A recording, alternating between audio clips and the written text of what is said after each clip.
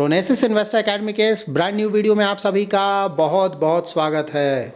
इस वीडियो में जानेंगे कि कैसे डोनाल्ड ट्रंप के स्टेटमेंट्स का फ़ायदा उठाकर काफ़ी सारे इन्वेस्टर्स शॉर्ट टर्म में ही अच्छा खासा रिटर्न जनरेट कर ले रहे हैं।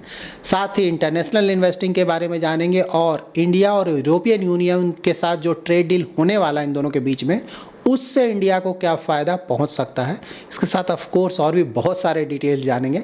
इन्फॉर्मेटिव वीडियो है, पूरा देखें, अच्छी तरह से समझें। इंडियन स्टॉक मार्केट्स लगातार कई दिनों से गिर रहा था, कुछ दिनों तो बहुत ज़्यादा गिरा, लेकिन फाइनली यहाँ पे वापस आया है। ठीक है, तो इससे क्या सीखने को मिलता है? जो कुछ भी है देख रहे हैं उससे ऑफ कोर्स हमें सीखना चाहिए ना, आगे काम आएगा। तो देखिए वही सीखने को मिलता है कि स्टॉक मार्केट अप डाउन बना रहता है, इन चीज़ों को बहुत ज़्यादा सीरियसली नहीं लें। इसीलिए मैं ना लगातार आप लोग को बोल रहा था कि भाई ठीक है, मार्केट नीचे है, अगर थोड़ा बहुत इन्वेस्टमेंट चल रहा है बहुत अच्छी बात है, उसमें कहीं कोई दिक्कत नहीं है। हाँ, अगर डर लग रहा है तो बड़ा पैसा वहाँ पे नहीं डालना चाहिए। ठीक, तो यहाँ पे ये भी ध्यान में रखें ना कि जब भी इस तरह का माहौल बने तो थोड़ा बहुत कैश रखें। कल भी मैंने आप लोगों को बताया था ना, थोड़ा बहुत कैश रखेंगे तो डर कर बेचेंगे नहीं, क्योंकि बहुत लोगों का स्टेटमेंट आया कि मैंने पूरा बेच दिया, मैं बहुत रिलीफ महसूस कर रहा हूँ। अब धीरे धीरे अगर स्टॉक मार्केट थोड़ा ऊपर जाने लगेगा तो आपको बहुत ज़्यादा रिलीफ नहीं मिलेगा, आपको लगेगा कि आप मिस आउट कर गए। ठीक है, तो ये सब बातों को ध्यान में रखें, ये सब सीखने को मिलता है। अब बजट आने वाला है, लेट्स सी, मतलब मार्केट बजट को लेकर बहुत ज़्यादा ऑप्टिमिस्टिक नहीं है। मार्केट को लग रहा है कि भाई ज़्यादातर सरकार या आरबीआई को जो करना था कर दिया, तो बजट में ज़्यादा कुछ बचा नहीं है करने के लिए। तो यहाँ पर अगर सरकार पॉजिटिवली सरप्राइज करता है बजट के थ्रू, तो वहाँ पर एक ट्रिगर मिलेगा। अर्निंग ग्रोथ देखते हैं, एक महीना और देखना पड़ेगा, तब क्लियर पिक्चर पता चलेगा कि लास्ट क्वार्टर का कंपनीज का प्रॉफिट ग्रोथ कैसा रहा है। तो उसके आधार पे भी मार्केट में कुछ हलचल होगा। बट हाँ, मोस्टली अभी शॉर्ट टर्म में तो कोई बहुत अच्छा परफॉर्मेंस नहीं लग रहा है कि आएगा, बट देखते हैं, मार्केट है, कुछ भी हो सकता है।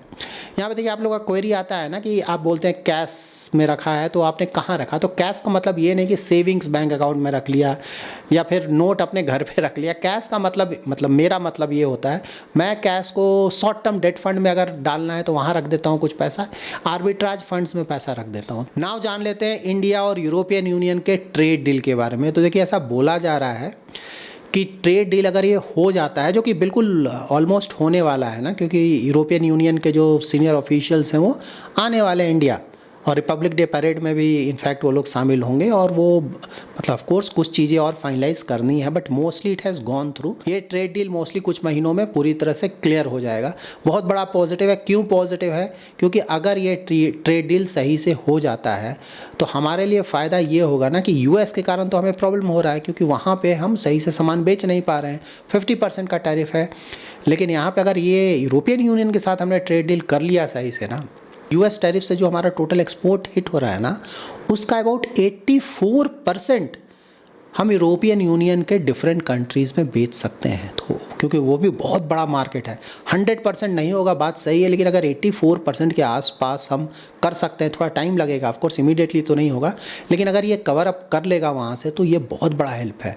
देखिए रफली अगर देखें ना तो 47 बिलियन US डॉलर जो इंडियन एक्सपोर्ट है उस पर 50% या उससे ज़्यादा का टैरिफ लग रहा है यूएस से। ठीक है, तो इसमें say about 40 billion US dollars हम जो 27 नेशन ब्लॉक है ना यूरोपियन यूनियन का, वहाँ पे हम बेच सकते हैं। ठीक है, तो ये बहुत बड़ा राहत मिलेगा हमें। तो let's hope for the best कि जल्दी जल्दी ये ट्रेड डील पूरा हो और उसके बाद जो हमारी कंपनीज हैं वो डाइवर्सिफाई करें। अब जान लेते हैं कि डोनाल्ड ट्रंप के स्टेटमेंट देने से कैसे शॉर्ट टर्म में ही बहुत सारे इन्वेस्टर्स अच्छा खासा प्रॉफिट कमा ले रहे हैं स्टॉक मार्केट से।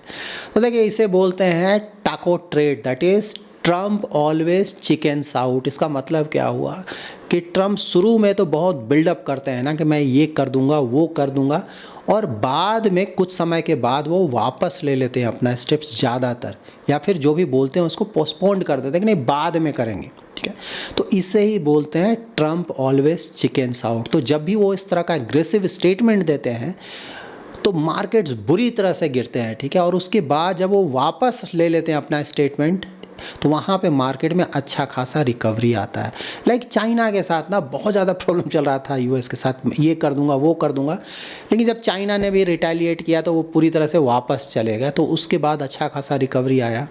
अभी ये रिसेंट ही देखिए ना, ग्रीनलैंड में ये कर दूंगा, यूरोपियन यूनियन के साथ वो कर दूंगा, तो उसके कारण मार्केट आपने भी देखा, इंडियन मार्केट में भी बहुत नेगेटिव असर पड़ा।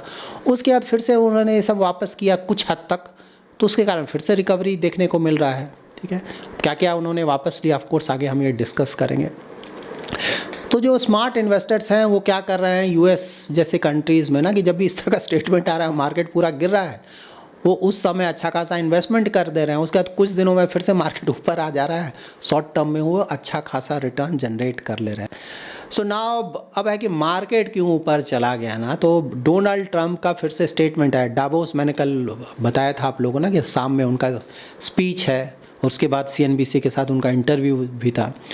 तो स्पीच में उन्होंने बोला है कि ग्रीनलैंड तो मुझे चाहिए, ठीक है, लेकिन हाँ मैं उसके लिए अटैक नहीं करूँगा, किसी तरह का मिलिट्री अटैक नहीं करूँगा ग्रीनलैंड पे। ठीक है, तो मैं लूँगा ना, बातचीत के जरिए ग्रीनलैंड को लूँगा। तो उन्होंने ये तो क्लियर कर दिया कि मुझे चाहिए, ठीक है, वो तो लेंगे ही ग्रीनलैंड, लेकिन हाँ एटलीस्ट मार्केट को ये राहत लगाना कि भाई मैं अटैक नहीं करूँगा ग्रीनलैंड पे। एक तो ये, दूसरा फॉर द टाइम बीइंग जो यूरोपियन यूनियन के या फिर यूरोप के जो 8 कंट्रीज़ पे वो बोल रहे थे ना कि 1 फरवरी से मैं 10% का एडिशनल टैरिफ लगा दूंगा, उस पे भी वो पीछे हट गए हैं। अब बोल रहे हैं कि नहीं फिलहाल इस तरह का कोई भी टैरिफ मैं नहीं लगाऊंगा। तो ये थोड़ा मार्केट के लिए रिलीफ मिला। तो यही है ट्रंप ऑलवेज चिकन्स आउट, वो बोलते हैं, माहौल बनाते हैं, डर पैदा करते हैं कि कुछ जो डर गया, सही बात है, नहीं डरा तो फिर मैं पीछे हो जाऊंगा। ठीक है, तो इस तरह का वो कर रहे हैं और बहुत लोग इसका फ़ायदा उठाकर पैसा बना रहे हैं। ट्रंप ये जो डेली बेसिस पे ग्रीनलैंड को लेकर स्टेटमेंट्स दे रहे हैं ना, उसमें फाइनली लगता है कि यूरोपियन कंट्रीज़ अब जाग रहे हैं, नींद से जाग रहे हैं, थोड़ा स्टैंड करने की कोशिश कर रहे हैं। पहले तो सो गए थे, बिल्कुल ना लेट गए थे, जिसको हम लोग बोलते हैं ट्रंप के आगे।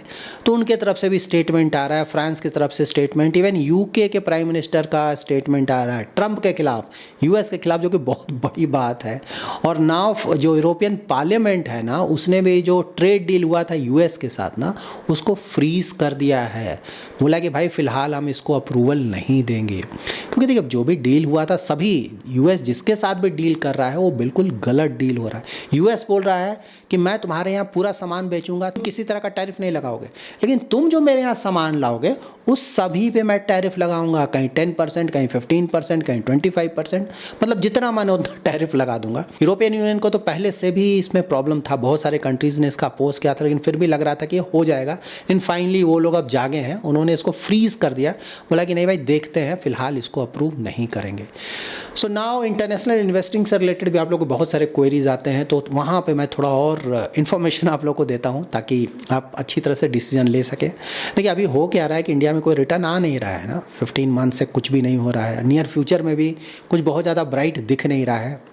जबकि बाहर देखेंगे तो लास्ट ईयर बहुत अच्छा रिटर्न ज़्यादातर मार्केट्स में, और ये साल शुरुआत में वहाँ ज़्यादातर मार्केट्स में अच्छा हुआ है। तो बिल्कुल लगता है ना कि भाई फालतू यहाँ पैसा लगाए हैं, कुछ आ नहीं रहा है। ठीक है, तो यहाँ पे देखिए ऑप्शंस हमारे पास क्या क्या है, पहले मैंने बताया, थोड़ा और इसको एलिबोरेट करके बताता हूँ ताकि आप अच्छी तरह से डिसीजन ले सकें। तो देखिए बाहर अभी कहाँ कहाँ, एक तो यूएस मार्केट आपके पास है, यूएस के अलावा चाइना का मार्केट है, साउथ कोरिया का मार्केट है, ताइवान का मार्केट है, जापान का मार्केट है। यहाँ पे रिटर्न्स देखा गया है कि भाई ठीक ठाक आया है। ठीक है, तो यहाँ पे इन इकोनॉमीज़ के बारे में थोड़ा बहुत मैं आपको जानकारी दे देता हूँ, क्योंकि बिना सोचे समझे इन्वेस्टमेंट करेंगे तो प्रॉब्लम में फंसेंगे। साउथ कोरिया देखिए ना, उसका क्वार्टरली बेसिस पे जो जीडीपी का ग्रोथ आया है ना, ठीक है, मतलब लास्ट क्वार्टर से इस क्वार्टर का अगर कंपेयर करेंगे तो 0.3% से कॉन्ट्रैक्ट किया है जीडीपी। ठीक है, तो ये सब आपको पता होना चाहिए। और लास्ट क्वार्टर से अगर आप कंपेयर करेंगे ना, अक्टूबर दिसंबर क्वार्टर का जो जीडीपी नंबर है वो 1.5% से बढ़ा है। और फुल ईयर का जीडीपी कितना है साउथ कोरिया का, 1% से इकोनॉमी उसका ग्रो हुआ है। कोविड 2020 के बाद से ये बोला जा रहा है स्लोएस्ट ग्रोथ है।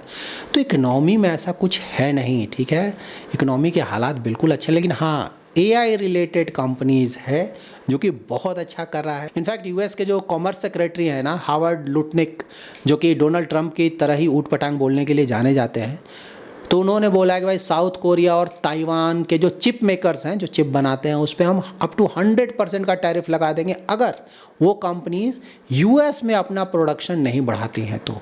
ठीक है, तो साउथ कोरिया तो आपने देख लिया, ताइवान आपको पता है चाइना का रिस्क हमेशा है, कब अटैक कर देगा, कब क्या कर देगा, वो सब हुआ तो फिर ताइवान का स्टोरी भी at least for the short term तो बहुत प्रॉब्लम आ जाएगा, वहाँ पे बुरी तरह सब कुछ गिरेगा। तो ये समय में पता होना चाहिए। चाइना भी देख लीजिए, ठीक है, चाइना में तो रियल एस्टेट का प्रॉब्लम चल ही रहा है, फाइनेंशियल सेक्टर कुछ है नहीं, जो इंटरनल कंजम्पशन है वहाँ पे है नहीं। वहाँ तो क्या चलता है कि भाई एक्सपोर्ट लेड इकनॉमी है, इन्वेस्टमेंट लेड इकनॉमी है। इन्वेस्टमेंट में अगर सरकार की तरफ से कमी आए तो प्रॉब्लम आ जाएगा, एक्सपोर्ट में अगर कुछ ज़्यादा प्रॉब्लम आ गया तो वो प्रॉब्लम आ जाएगा, ठीक है। वहाँ कंजम्पशन को बढ़ावा दिया जा रहा है लेकिन हो नहीं पा रहा है उन लोग, ठीक है। तो ये प्रॉब्लम है। उसके साथ यूएस के साथ जो उनका छोटा मोटा जो ट्रेड डील हुआ है फॉर द टाइम बिंग, उसमें अगर कुछ प्रॉब्लम आ गया तो चाइनीज़ कंपनीज़ में बुरी तरह से असर पड़ेगा। उसके बाद यूएस ने काफ़ी हद तक जो एडवांस चिप्स हैं वो बेच नहीं रहे हैं यूएस कंपनीज चाइना को, तो ठीक है। तो वहाँ भी आने वाले सालों में चाइना में प्रॉब्लम होगा ना, शॉर्टेज होने लगेगा। कि सही बात है चाइनीज़ कंपनीज कोशिश कर रही हैं कि बनाएंगे, लेकिन अभी भी यूएस के टक्कर का तो नहीं है ना, कुछ समय लगेगा वैसा बनाने में, उतना एडवांस चिप्स। और अगर उस समय अमेरिका से अच्छा खासा सप्लाई नहीं हुआ, बंद हो गया, तो ऑफकोर्स वहाँ की कंपनीज को प्रॉब्लम होगा, ठीक है। इनफैक्ट यूएस ने ना, डोनाल्ड ट्रम्प ने तो अप्रूवल दिया था, एनवीडिया का जो H200 चिप्स है उसको चाइना में बेचा जा सकता है, अलाउ किया था, लेकिन अब चाइना ने मना कर दिया है कि भाई हमें नहीं चाहिए, हमारे नेशनल सिक्योरिटी के लिए सही नहीं है। मतलब एनवीडिया बेचना चाह रहा है, यूएस बेचना चाह रहा है, लेकिन चाइना ने मना कर दिया। चाइना कोशिश कर रहा है कि भाई हमारे देश में ही जो कंपनीज है वो बनाए और वही चीज़ हम यूज़ करें, ठीक है। तो यहाँ पे क्या देखने को मिल रहा है आपको? देखने को मिल रहा है कि भाई साउथ कोरिया का इकोनॉमी कोई बहुत ज़्यादा अच्छा कर नहीं रहा है, इक्का दुक्का कंपनी है जिसका परफॉर्मेंस है, उसी का वेटेज सबसे ज़्यादा है, उसी के आधार पे चल रहा है। ताइवान में भी इक्का दुक्का कंपनी है, लेकिन हाँ ताइवान में चाइना वाला भी बहुत बड़ा रिस्क है, ठीक है। और यूएस से तो रिस्क सभी को है, तो ये सब भी आपको ध्यान में रखना है। तो और उसके साथ साथ यूएस अगर देखें तो यूएस में तो भाई सबसे बड़ा प्रॉब्लम है वैल्यूएशंस ना, ओवर वैल्यूड है। तो वहाँ भी रिस्क है कि अगर कुछ नेगेटिव खबर आता है या कंपनीज़ का परफॉर्मेंस उम्मीद के मुताबिक नहीं आता है, खासकर एआई रिलेटेड कंपनीज़ का, तो उसके कारण मार्केट गिर सकता है। वो 20-30% भी अगर गिर जाए यहाँ से तो सरप्राइजिंग नहीं होगा। तो ये सभी चीज़ आपको समझना होगा। सेमीकंडक्टर्स बहुत सारी कंपनीज़ है ना, रिटर्न बहुत ज़्यादा आ रहा है। सेमीकंडक्टर साइकिल 3-4 साल का होता है और अभी ऑलमोस्ट पीक पे पहुँच चुका है, ठीक है। तो ये ध्यान में रखें, बहुत ज़्यादा रिटर्न आ चुका है, तो वो भी अब लैंडिंग के लिए तैयार है, कभी भी गिर सकता है। 2026 में माना जा रहा है कि मिड या लास्ट में शायद गिरावट है, शायद, एग्जैक्टली किसी को नहीं पता होता है, ठीक है। हो सकता है इसी तरह से ऊपर जाए, लेकिन जिस तरह से चल रहा है माहौल, लग रहा है कि मिड या लास्ट में गिरावट थोड़ा आना चाहिए, ठीक है। तो यहाँ पे देखिए यूएस में भी प्रॉब्लम है, चाइना में प्रॉब्लम है, साउथ कोरिया, ताइवान, जापान। देखिए जापान में क्या चल रहा है ना, वहाँ जो करी ट्रेड अनवाइंडिंग चल रहा है। पहले जापान में इंटरेस्ट रेट 0 हुआ करता था, 10 ईयर जीसेक का अगर इंटरेस्ट रेट चेक करेंगे ना, यील्ड 0, ठीक है। लेकिन अब क्या हो रहा है कि 2.2% आ गया है 10 ईयर, ठीक है। इवन 2024 में भी उसका 10 ईयर का जीसेक चेक करेंगे ना तो 1% से कम ही हुआ करता था, तो बहुत तेज़ी से ऊपर गया है वहाँ पे। तो वहाँ पे थोड़ा बहुत लग रहा है ना कि भाई इकोनॉमी में मोमेंटम आया है, पहले कोई रिटर्न नहीं आया था तो थोड़ा बहुत रिटर्न, ऐसा नहीं कि जापानी इकोनॉमी कोई बहुत ज़्यादा अच्छा करने लगा, ऐसा तो कुछ है नहीं। लेकिन हाँ भाई कुछ नहीं आया था, वैल्यूएशन नीचे चला गया था, फाइनली थोड़ा सा मोमेंटम दिख रहा है, इन्फ्लेशन भी थोड़ा वहाँ बढ़ा है, तो थोड़ा बहुत वहाँ रिटर्न्स आ रहा है जो कि अच्छा है अगर शॉर्ट टर्म। लेकिन शॉर्ट टर्म का है, वो कोई लॉन्ग टर्म आप नहीं बोल सकते हैं कि जापान बहुत अच्छा रिटर्न जनरेट करता रहेगा। तो देखिए ओवरऑल यही है कि भाई बाहर, सही बात है, बाहर भी अच्छा खासा अपॉर्चुनिटी है बिकॉज ऑफ एआई ट्रेड, ठीक है। और एआई ट्रेड में फ़िलहाल रिस्क भी बहुत ज़्यादा हो गया, तो बहुत ज़्यादा एक्सपोजर लेने का ज़्यादा मतलब नहीं बनता है। लेकिन हाँ ये कब तक चलता जाएगा किसी को नहीं पता है, तो थोड़ा बहुत एक्सपोजर लेने में कहीं कोई दिक्कत नहीं है। मैंने हमेशा बोला है ना, रिटर्न्स आ रहा है, थोड़ा बहुत एक्सपोजर रखा जाए, कहीं कोई दिक्कत नहीं, किया जा सकता है। लेकिन अगर बड़ा एक्सपोजर है तो वो तो इंडिया ही है ना। मतलब लॉन्ग टर्म स्टोरी 20-30 ईयर्स के बाद तो इंडिया चाइना ही में कंपटीशन चलेगा ना, यूएस पिछड़ चुका होगा इन लोगों से। मैं 20-30 ईयर्स के बाद की बात बोल रहा हूँ, तो वहाँ पे तो यही टिकेंगे। तो लॉन्ग टर्म देखिए, अगर ज़्यादातर पैसा, मेरा पर्सनल ओपिनियन, मैं यही करता हूँ और करूँगा कि ज़्यादातर जो पैसा है हमेशा इंडिया में ही होना चाहिए, अच्छे क्वालिटी के स्टॉक्स में या फिर म्यूचुअल फंड स्कीम्स में, क्योंकि लॉन्ग टर्म में वहीं ज़्यादा रिटर्न्स आने के चांसेस ज़्यादा है, ठीक है। और लेकिन हाँ अगर एक हिस्सा बाहर रखा जाए इसमें कहीं कोई दिक्कत नहीं है। मान लीजिए किसी को कुछ जानकारी नहीं, एक्सपोजर लेना चाहिए, यूएस मार्केट में टोटल पोर्टफोलियो का 10%, 5 या 10% बेसिस योर कंफर्ट, ठीक है, उससे ज़्यादा तो सही नहीं होगा।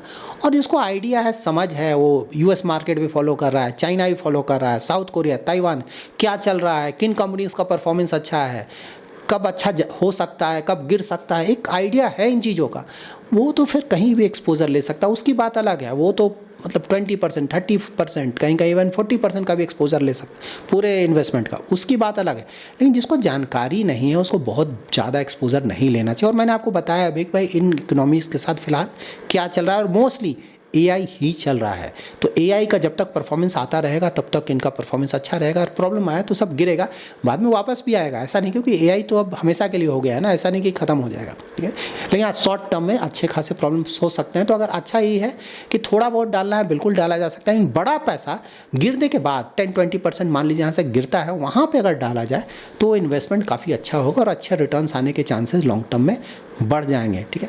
तो इन चीज़ों को अगर आप ध्यान में रखेंगे ना तो आपका जो इन्वेस्टमेंट जर्नी हो काफ़ी अच्छा बीतेगा। So that's it in this video. अगर आपको ये वीडियो पसंद आया है तो जरूर लाइक एंड शेयर करें। पहली बार हमारे यूट्यूब चैनल पे आ रहे हैं तो चैनल को जरूर सब्सक्राइब करें। Thanks lot for watching.